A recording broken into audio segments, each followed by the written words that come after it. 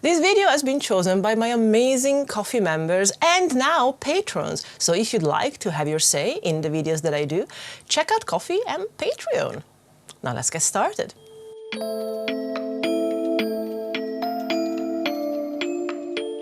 Hello witches, and welcome back to Activist Witch, where we discuss witchcraft and activism. You can call me Isha, my pronouns are she, they. And in today's video, we're going to talk about very low energy witchcraft, like so low that let's make magic out of the mundane, because I don't know if you have the energy, I personally don't know. It's winter, we're not supposed to see my wintering video. I am making this video because I need this video. Like, it's not just for you, it's because I am very, very aware that since November, I've had such little energy, so little spoons, and the few times that I get spoons, I have to actually do something that, you know, the rest of the world requires me to do out there, a bureaucracy thing. So I was just genuinely like, even the things that I do rely upon, and probably you think that I do more often than I do, like my house protection cleansing, which is supposed to happen every month, yes, but we do what we can when we can, hey? So, like, one of the things, this is an extra, that I've started to do because I can't quite keep up to end of the month, spend the last week cleaning the entire house and then cleanse, you know, with smoke and reward and all of that. It's a lot of work. I will not lie. It's a lot of work. When I've done that video and people were like, you managed to do that every month? And I was like, no, that's the ambition, but I don't actually, I can't physically. Something that I've started to do since December, I think, is when I have a fresh bundle of herbs and it would need to dry before I can actually use it. And if I use it and I, smoke and fumigate the house, I have to go around with the bundle. I only have so much energy, but I can very easily do a simmer pot. So I put a pot on the hob with the herbs and water inside, and I just leave it to boil for an hour or so. And the essence of it spreads around the house. Like, you get into the house and there's a nice scent of it. And so, for example, when I need to cleanse and protect, I put rosemary in it. Boom, done. It's just a saucepan on the fire that does its job, which is nice. Much less work than going around with my stick of rosemary. It's, I have to economize. I have to save every penny of energy that I have. And so that's become a thing that I do now. Something unexpectedly good that even my psychologist has suggested, you know what, I think is gonna help you to ground, like to be in the moment, because I'm a bit too good at dissociating. And so when I need to actually be in the moment and realize that I exist and not just the problems that I have in my head, Vritti works. Vritti is part of Pranayama yoga, so what has to do with the breath. And in the witchcraft community, we have appropriated it and renamed square breath, because we can't just leave things alone, can we? So yeah, the actual way that square breath comes to us and exists and is supposed to, to align us and our oral body, our everything, it's by inhaling for 4, holding for 4, exhaling for 4, staying empty for 4, and that's Vritti Pranayama yoga. So instead of calling it square breath and do our random cultural appropriation as witches, it cost us nothing to actually we got it from here, and it's still a very good thing, and now you can look into Vritti to see if it can help you too.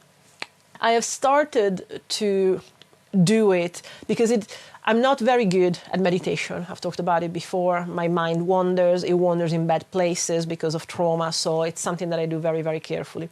Vritti works for me, and I can do it for like 5 minutes. So I just literally put a timer and I do it for 5 minutes, and it helps me get into the moment. Because along with paying attention to my breath, I also count. And the fact that I have to count keeps enough of my attention, along with regulating my breath, that allows me to sort of be in that moment. And it's very... Thoughts still get through, despite the fact that I am minding my breath and counting. I would need a third thing.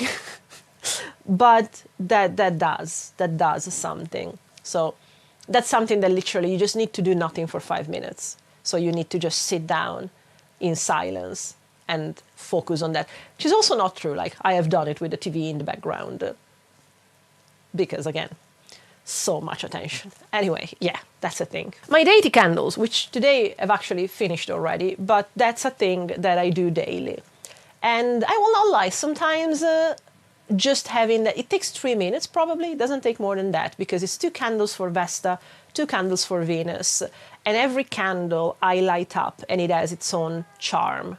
What is it, Artois? I believe that you're in distress. I wouldn't believe Stella, but I believe you. I had my knees up. Oh, that's distress. I can't sit on your lap. How dare you? It's cold. I'm going to sit on a lap.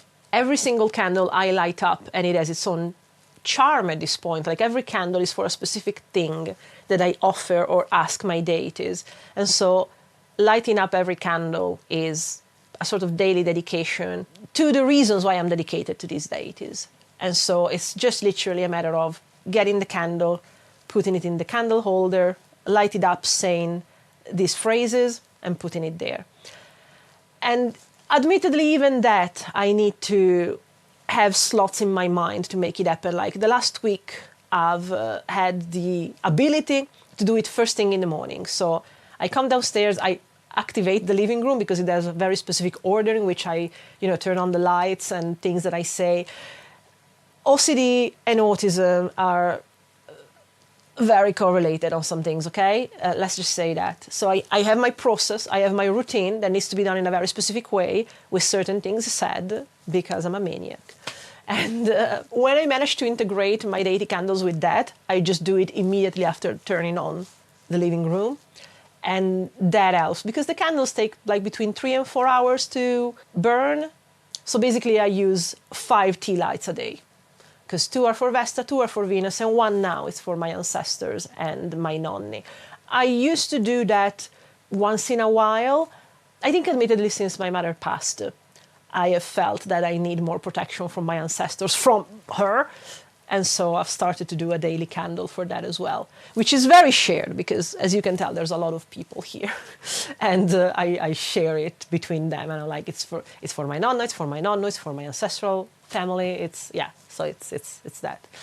Doing the candles is relatively low energy, but if you have specific routines, it might be hard to integrate, even if it takes such little time. So I come to you with the comprehension and understanding of that. And I tell you, sometimes I do find a challenge. Sometimes I come to 7 p.m. and I'm like, in 4 hours, it's going to be 11 in the evening. And by that time, I would like to be ready to go to bed. So the latest that I can do my candles is 7 p.m. It's the kind of thing. So I try to be very mindful of that because then I need to be around for 4 hours while they burn. Because I decided they have to burn to the end. You don't necessarily also have to burn them to the end, like there's that. But yeah, lighting a candle with an intention and with a sentence dedicated to something, it's his own thing. And then we can go in how problematic it is when we just light a candle and wash our conscience or other things, but that's another story for another time. From Raven, I got the suggestion the spell baths are a thing that it's worth bringing together with comfort and relaxation. When Raven is particularly de-energized, I draw them a bath with salts that usually live on my Venus altar. There are pink salts that are then consecrated to Venus. And that way, well, not only the salt in general helps in the water, helps the muscles and all of that, but it's also purifying. So it can be very, very basic and easy to do a bath spell that way. If you have any kind of herbs that you use for purification, like, I don't know, sage, put it in a little tea bag and dip it in your bath water. Because that way also if it's in a tea bag, it doesn't spread around. So then you actually have to clean the bathtub as well from all the residues of the herbs. No. Like we don't have energy for that. But if you take the empty tea bags and you put the whatever you want in there to make a spell, and then you dip it in your bath water, you have made tea around yourself that is protective. There you go. You are steeping in tea. Ancestor work as research, or research more likely as ancestor work? I don't know. I have a weird relationship with my past and my family, if you haven't noticed. Something that I have done in the last few months is doing a lot of research about my village. My village is 600 people. It's very small. It's not unique. There's a lot of little villages in the Italian countryside, of course. It's not touristic in the least, like it's not in Tuscany, it's in Piedmont.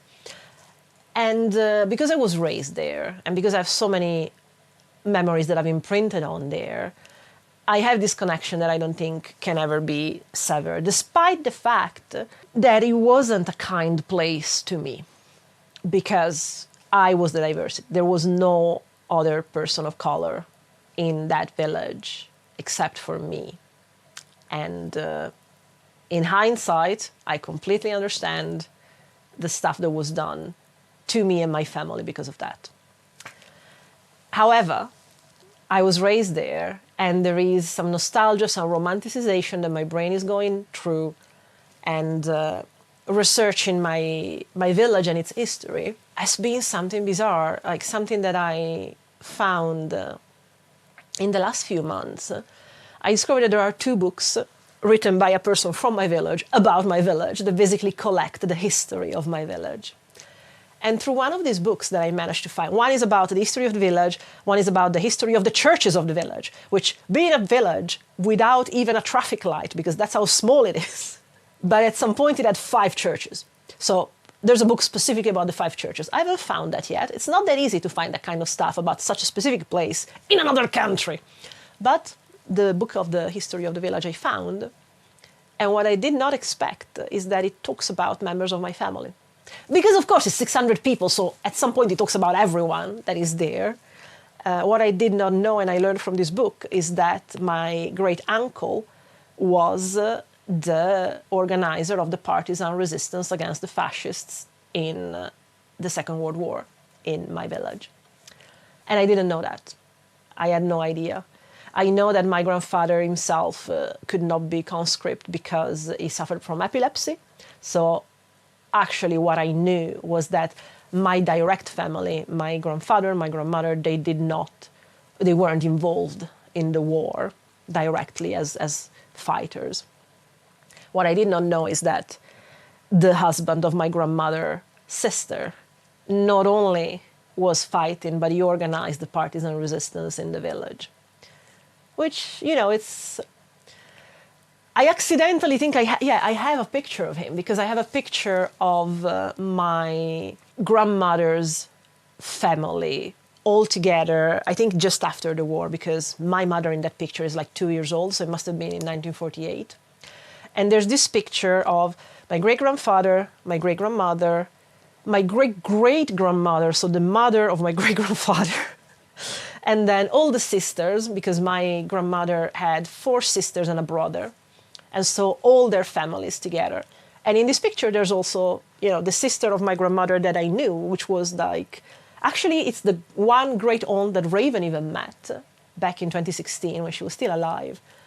And her husband was the person that organized the partisan resistance. And apparently, there's also that, it's true. What I discovered reading this book was that the companies of partisans all had names themselves.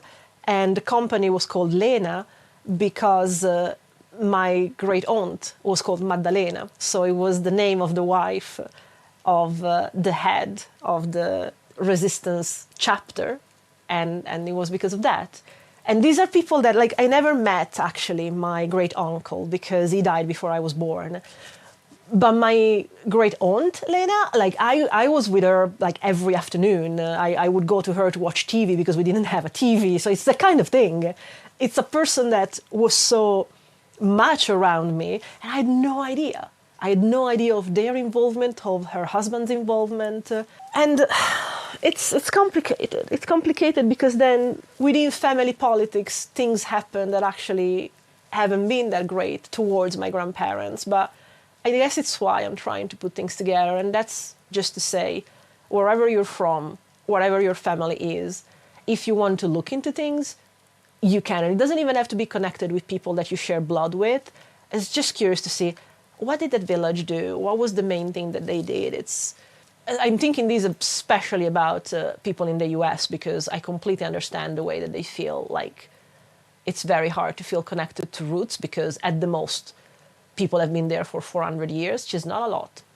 But yeah, I understand how it can feel rootless at times, which I think is then the reason why some white people from America go full throttle in claiming I am the granddaughter of the witches you didn't burn, and I can claim the oppression of the witches that were burnt in Europe as my oppression while I have a PhD. So no, don't do that.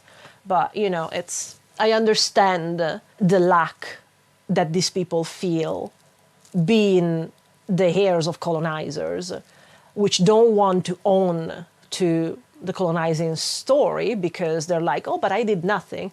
No, but you still take advantage without realizing of what has been done. So I completely understand that there is a cognitive dissonance there. And the best advice that I can do, other than do a lot of decolonizing work, is also look into the specific roots, more than just doing a 23andMe, to actually understand who the people and the culture that you come from considered important. Were they farmers?